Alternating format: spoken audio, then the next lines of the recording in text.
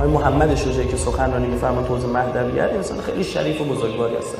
ایشون یه بار ما رفتیم دفترشون، یه سری بهشون بزنیم شهر ری. بعد می‌خواست برام خواب تعریف کنه. من گفتم من خواب برام حجت نیست. گفت ببین ساکت شو. این خواب برای من که حجته، چی برای تو هم حجته. با خواب دیدم مردم و اون دنیاس حساب کتاب دارن میکنن و منم با خودم گفتم عین آمار 8 سال رفتم جنگیدم. چشم وا کردم 13-14 سالم بود رفتم جبهه. سن کم. اصلا فرصت گناه کردن نداشتم. یعنی اصلا شهوت یعنی به وجود نیومده بود بفهم چی هست. نذاش خدا گناه کنم. اصلا می‌خواستیم من نمیشون. رفتیم جبهه. 8 سال اونجا بابامون در اومد تو جبهه. جنگم تموم شد، اومدم درس حوزه رو تا ته خوندم. ایشون درس خارج فقه علما میره، یعنی درس دانشگاه هم دکترا گرفته. دیگه باید چیکار کنه؟ بنده خدا. شیمیایی هم هست. میگم من دیدم داره حساب کتاب میکنم، ما که اوضاعمون خوبه، سریع سرچ سریع کردم خوبه. یه فرشته اومد رو، یک فرشته زبان نفهمی هم بود که من میگم اصلا کارش تو چی؟ میگم یه دستی داشت اینجوری مینداخت مثل بیل مکانیکی میریخت تو دره. میگه من دره رو نگاه کردم کپ کردم.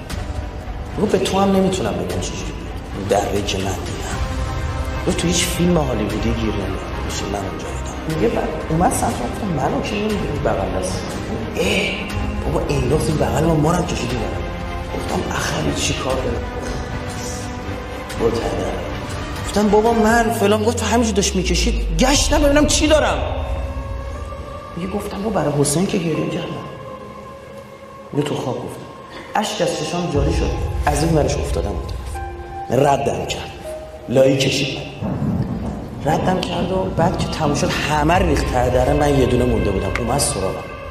گفتم بابا پدر بیامرز مگه من چی میگم؟ گفت ساکت، من آدم اینجا نمیشناسم. من این کاغذ رو میدم دستم، مأمورم و معذور بر مبنای عمل میکنم. تو این کاغذه برو ببین اون بخشی که تو باید نمیافتادی تو این دره خالی. میگه من نگاه کردم تمام اعمالم نوشته شده تون. یعنی کامپیوتر از جلوی ذهنم رد میشد. زدم آخرش دیدم یه صفحه سفیده. دیدم نوشته برای امام زمان خود چه کردی. برایش گفتم من جنگ رفتم. گفت چه شد؟ گفت دردم نه جهاد بود بعد میرفتیم.